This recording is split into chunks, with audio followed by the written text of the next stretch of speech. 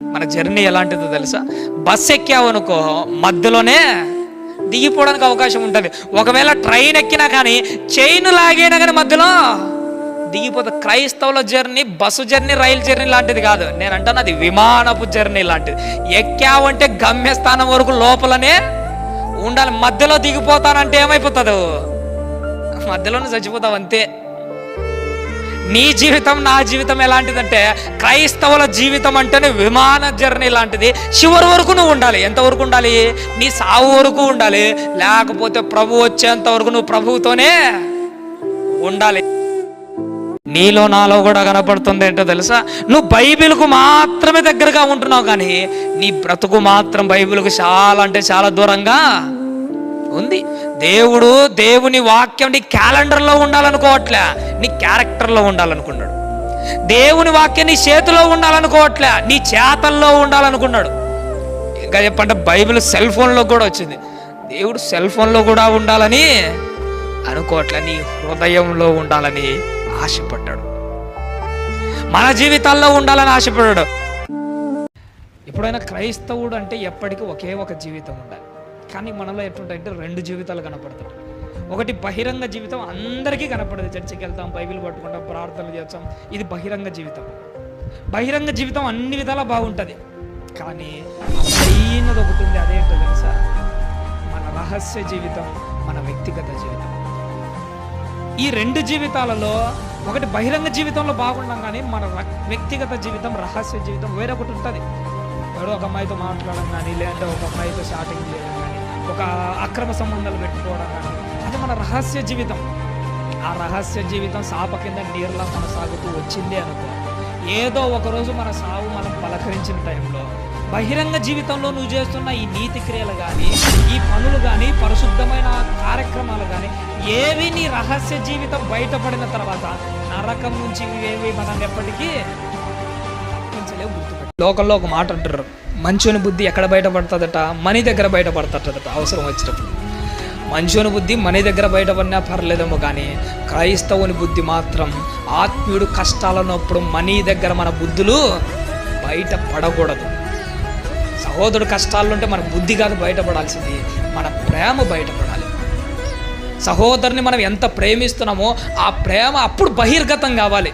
ఇదో నా సహోదరుని కోసము, నా కుటుంబానికి పెట్టాల్సిన ఖర్చు కూడా ఎవరి కోసం పెడుతున్నాను? నా సహోదరుని కోసం పెడుతున్నాను. ఇలాంటిది మన ఆత్మీయ జీవితంలో చేయాలి.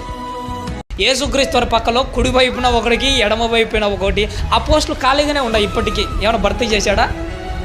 ఆ రోజు యోహాను తల్లి అడిగింది ఎవరికి అనుగ్రహింపబడితే వాళ్ళకు వస్తుంది చెప్పి. ఆ రెండు పోస్టులు ఖాళీగానే ఉన్నాయి. ఆ రెండు పోస్టులకు మనం ఎందుకు ట్రై చేయకూడదు? మనకంటే భక్తులు ముందర ఉన్నారులేండి, వాళ్ళు వాళ్ళ స్థాయిని బట్టి వాళ్ళు వచ్చే అవకాశం ఉంది. చాలామంది భక్తులు ఉన్నారు, కానీ మనం ఎందుకు ట్రై చేయకూడదు? ఆ స్థాయిలో యేసుక్రీస్తు వారి కుడి పక్కన కూర్చోవడానికి మనం ఎందుకు ప్రయత్నం చేయకూడదు? ఎడమ వైపున ఉండడానికి మనం ఎందుకు ప్రయత్నం చేయకూడదు? ఒకవేళ గట్టిగా కుడి పక్కన కూర్చోవడానికి ప్రయత్నం చేద్దాం. కుదరకపోతే కుడి పక్కన 1000వ స్థానంలో అయినా కూర్చుందాం, తప్పే ఉంది. అప్పటికి కుదరకపోతే 1,00,000 స్థానంలో అయినా కూర్చుందాం, కానీ కుడి పక్కన అయితే కూర్చుందాం. బైబిల్ ఒక మాట ఉంటుంది ఏంటంటే, పంది ముక్కునున్న బంగారు కమ్మి అనేటారు, చూసినారా? నీ ప్రార్థన చాలా విలువైనది, బంగారు కమ్మి లెక్కనే. కానీ నీ ప్రవర్తన ఒకవేళ పంది లెక్క ఉన్నదనుకో, పంది లెక్క కనపడుతున్న నీ ప్రవర్తనకు బంగారు కమ్మి లాంటి ప్రార్థన పెడితే ఎలాంటి ప్రయోజనము ఉండదు. బంగారు కమ్మి విలువైనదే, నీ ప్రార్థన కూడా విలువైనదే. కానీ ఆ బంగారు కమ్మి ఎక్కడ పెడుతున్నావు? నువ్వు ప్రవర్తన సరిగా లేని బురదలోని పందికి పెడుతున్నావు. ప్రార్థన చేసేటప్పుడు మొట్టమొదట నీ ప్రవర్తన కడుక్కొని ప్రార్థన చేస్తే ప్రార్థనకి ఏమొస్తుంది? ఒక శక్తి వస్తుంది. పక్కనోనితో పోటీ పెట్టుకుంటే వాడిని క్రాస్ చేయగానే నువ్వేమైపోతావు అంటే చల్లారిపోతావు. పక్కనోనితో పోటీ కాదు, నీతో నువ్వే పోటీ పెట్టుకోవాలి. నీ స్థాయిని మించి ఒకరో ప్రయత్నం చేయొచ్చు. ఒక స్థాయికి వస్తావు కదా, అంతటి తాగకు. ఆ స్థాయిని మించేట్టుగా మరొక స్టెప్పు వెయ్యి, అంతటి తాగకు. ఆ స్థాయిని మించేట్టుగా మరో స్టెప్పు వెయ్యి. పక్కనోనితో పోటీ పెట్టుకుంటే ఒక స్థాయిలో నువ్వు ఆగిపోతావు. నీతో నువ్వు పోటీ పెట్టుకుంటే ఒక్కొక్క స్టెప్పు పైకి పడతానే ఉంటుంది. మన జీవితంలో మనం గుర్తుపెట్టుకోవాల్సింది, ఆత్మీయ జీవితంలో పక్కనోళ్ళతో పని పోటీ కాదు, దేవుని పనిలో దేవుని కోసం బ్రతికే విషయంలో మనకు మనమే పోటీ అయి ఉండాలి. ఆ పోటీలో ఒక్కొక్క మెట్టు మనల్ని మనమే గెలుచుకుంటూ పైకి పోతూ ఉండాలి. ప్రేమ దేవుడి వల్ల. భూమి మీద మనం హెచ్చబడకపోయినా పర్లేదు, పరలోకంలో హెచ్చబడితే చాలు.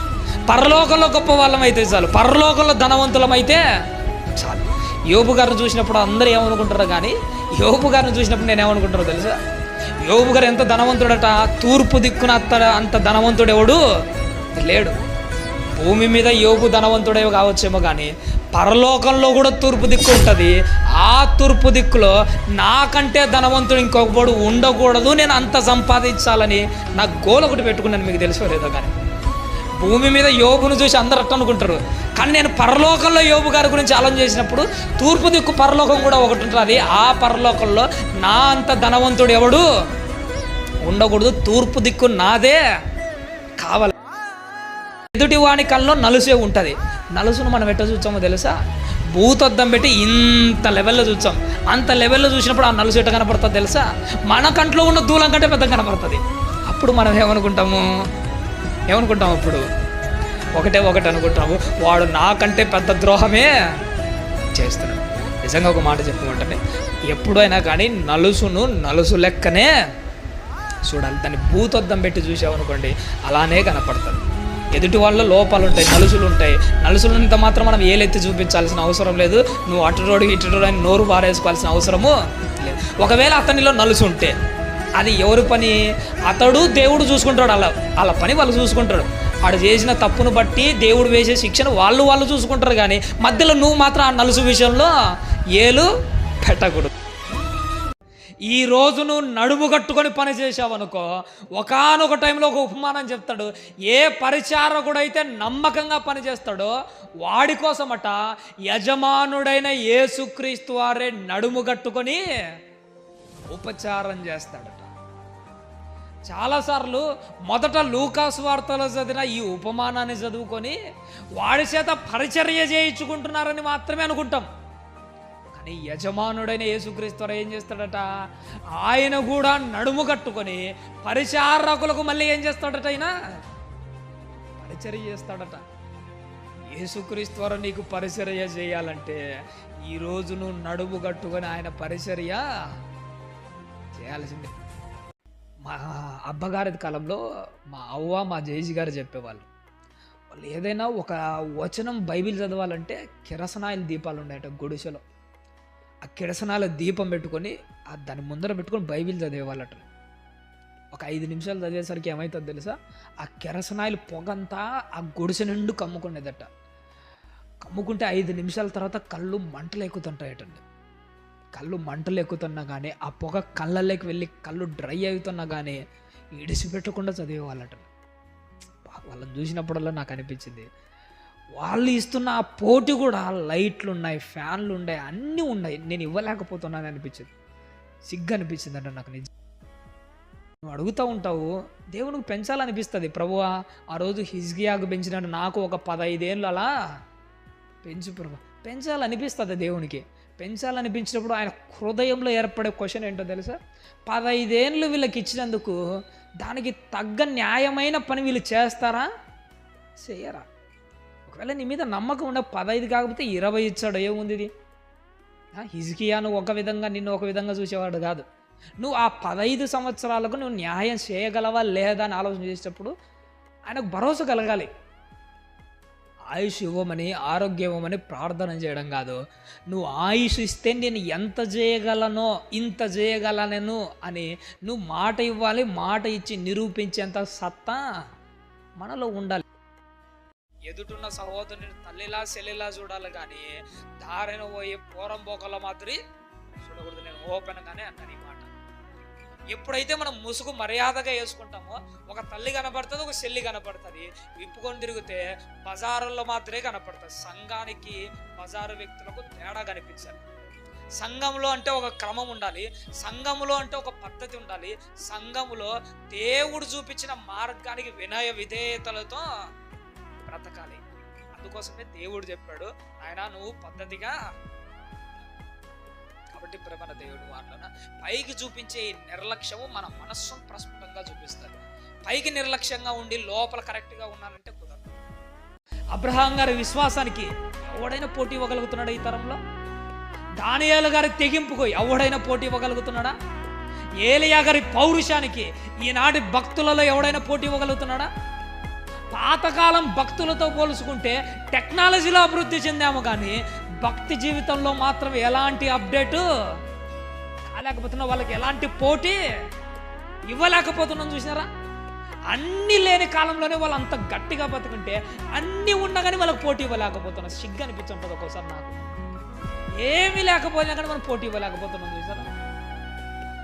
ఒళ్ళు అవిటిదైనా కానీ ఆయన మనసు అవిటిది మాత్రం కాదు తెలుసా? శరీరం మాత్రమే కుంటితనంగా ఉన్నది, శరీరం మాత్రమే బలహీనంగా ఉంది, కానీ అతని మనసు అలాంటిది కాదు. ఎందుకంటే వ్యక్తి కుంటివాడైనా కానీ మంచి మనసుతో వచ్చి ఎక్కడ కూర్చున్నాడట? పౌలు గారు చెబుతున్న వాక్యం ముందుకొచ్చి కూర్చున్నాడు. వాక్యం వినే మనసు వచ్చిందంటే ఒళ్ళు అవిటిదైనా కానీ మనసు మాత్రం అతనిలో అవిటిది కాదు. మన జీవితాల్లో అవయవాలు అన్నీ ఉంటాయి, కానీ పైకి మాత్రము బాగానే కనపడుతున్నా కానీ ఆత్మీయ జీవితంలో ఎన్నో అవయవ లోపాలు కలిగిన అవిటి వాళ్ళ లెక్కనే మనం కూడా బ్రతుకుతుంటాం.